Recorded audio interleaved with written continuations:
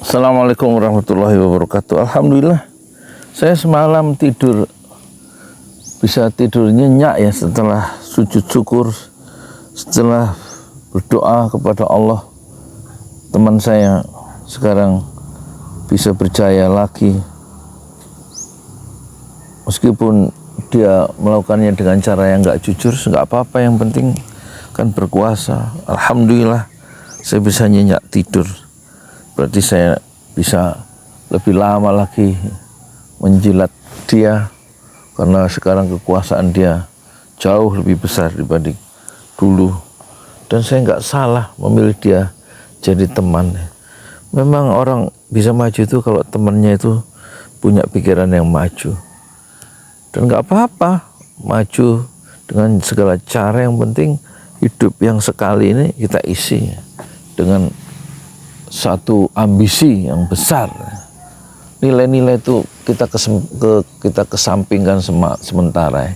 Nilai-nilai kejujuran, nilai kebenaran, nilai keadilan itu kita lemparkan dulu sementara ya ke tong sampah. Nanti kalau sudah kita punya kedudukan, kita sudah punya uang banyak, kita punya networking bagus, ya, baru kita nanti bicara soal kejujuran, soal keadilan. Nanti kalau semuanya sudah kita kuasai. Dan saya bangga ya dengan orang-orang, dengan kawan-kawan saya yang hebat itu, yang punya ambisi duniawi yang betul-betul membara, bergelora.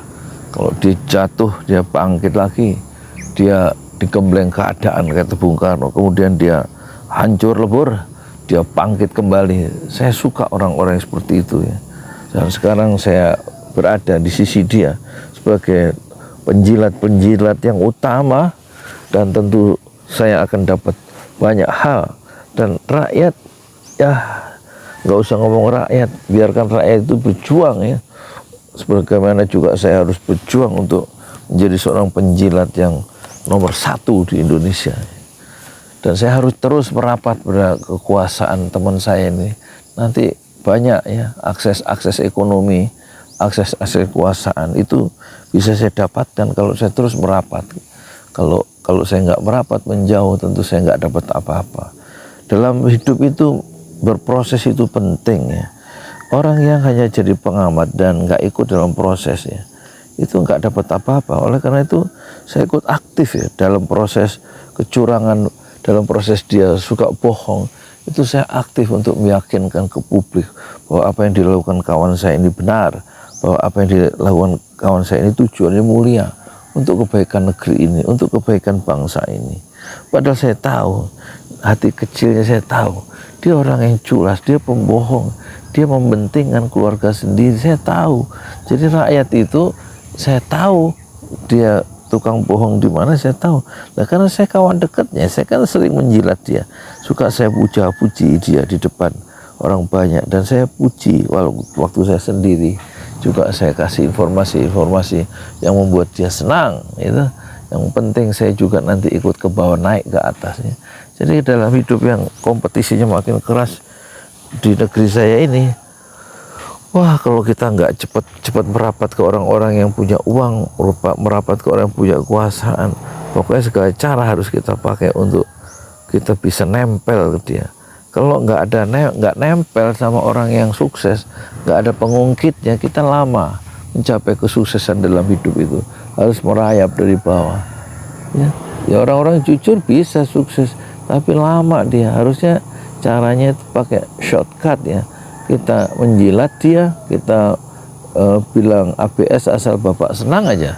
Pokoknya dia suka, nanti kita diperhatikan sama dia, dan kita dikasih semacam privilege ya, karpet merah atau hal-hal yang betul-betul membuat kita itu lebih cepat maju dibanding orang lain.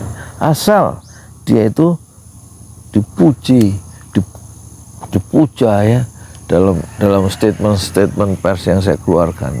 Pokoknya dia orang hebat ya, punya gagasan hebat, orang yang tulus dalam membangun negeri, orang yang ikhlas dalam membangun negeri. Nah, kalau orang-orang sudah percaya bahwa dia orang-orang yang ikhlas, apalagi kita kutip perkataan orang-orang yang pernah mengatakan dia yang serupa, orang yang ikhlas, orang yang paling benar, paling suci, maka tentu masyarakat akan percaya.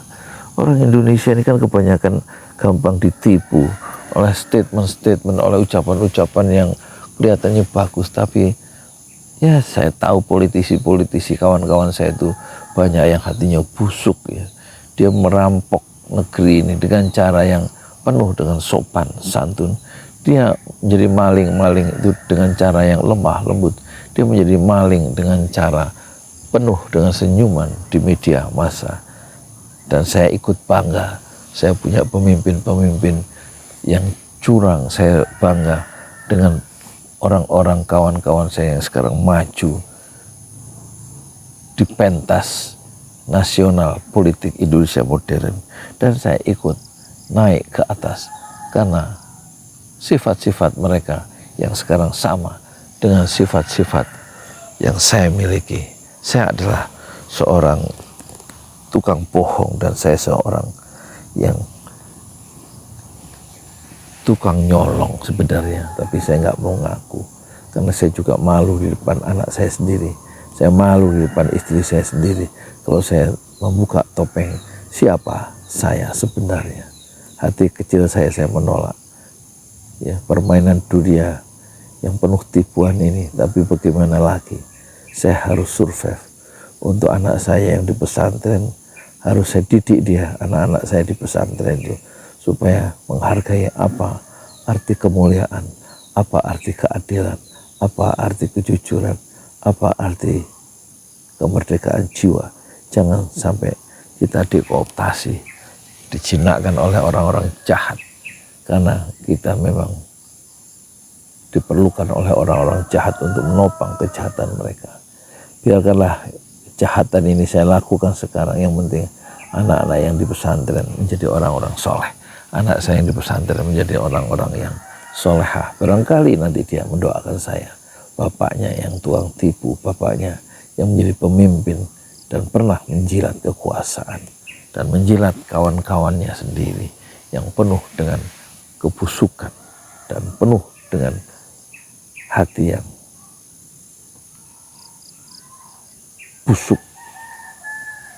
Biarlah hanya Allah dan hati kecil saya yang tahu siapa saya sebenarnya. Assalamualaikum warahmatullahi wabarakatuh.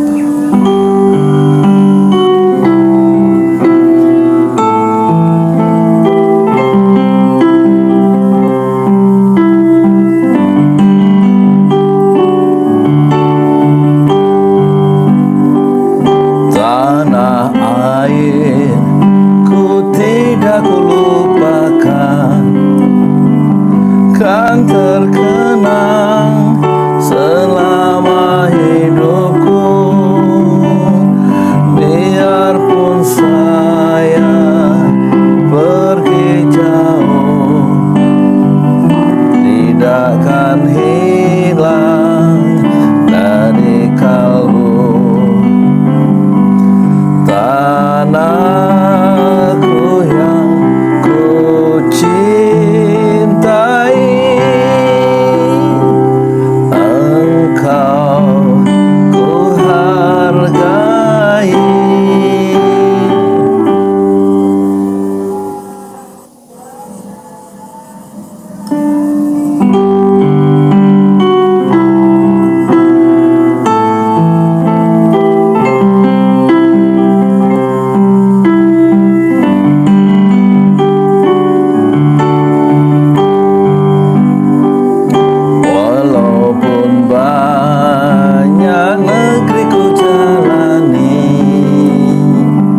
yang masyhur